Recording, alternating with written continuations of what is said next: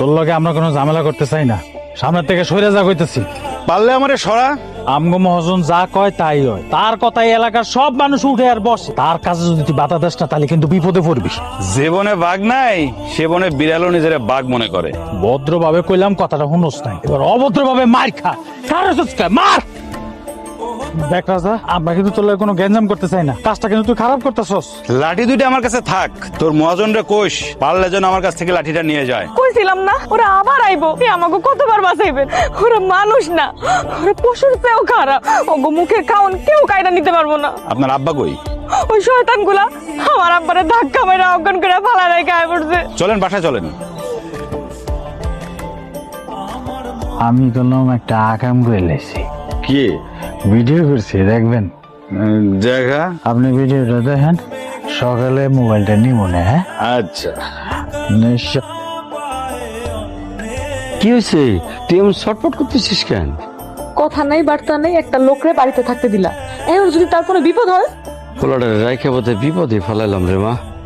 ও যাইছে। আপনি কই গেছিলেন? একটু কাজে গেছিলাম। এই রাইতে বেলা আপনার কি কাজ? আমরা যে আপনি নিয়ে টেনশন করতেছি, এটা কি আপনার মাথায় আছে? বলা নাই ক নাই, চলে গেলেন।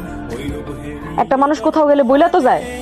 আমাকে নিয়ে আপনারা তো টেনশন করছেন কেন? আপনি আমাদের ঘরের লোক, আপনি নিয়ে টেনশন করুম না তো কারে নিয়ে করুম? হ্যাঁ বাবা, এই আমগো এলাকাটা ভালো না। তাছাড়া তুমি তো আদম মহাজনের লগে একটু ঝামেলা বাঁধা ফেলছো, একটু সাবধানে চলাচল করাই ভালো বাবা। কাকা, উপর আল্লাহ ছাড়া আমি কারো ভয় পাই না। আমাকে নিয়ে শুধু শুধু টেনশন করবেন না। তা ঠিক আছে। ওরে বাবা, আইসে হিরোগিরি দেখাইতে। শুনেন, এটা আপনার এলাকা না, এটা আমাগো গ্রাম, এটার হিসাব আলাদা। আপনি কি ভাবছেন মহাজনের সাথে ছোটখাটো একটা ঝামেলা মিলাইতে পারছেন দেখে আপনি জিতে গেছেন? জি না, ওনার সাথে জিতে এত সোজা না।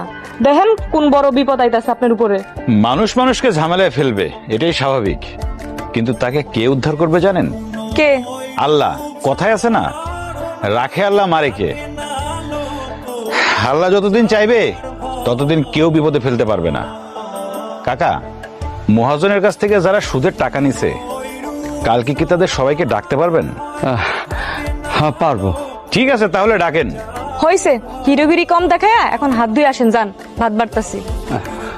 আচ্ছা মা, ছেলেটার সাথে এরকম রাইগে রেখে কথা করতেছিস কেন? রাইগা কথা না কইলে তোমরা তো ঘরের মাইয়ার দাম দাও না।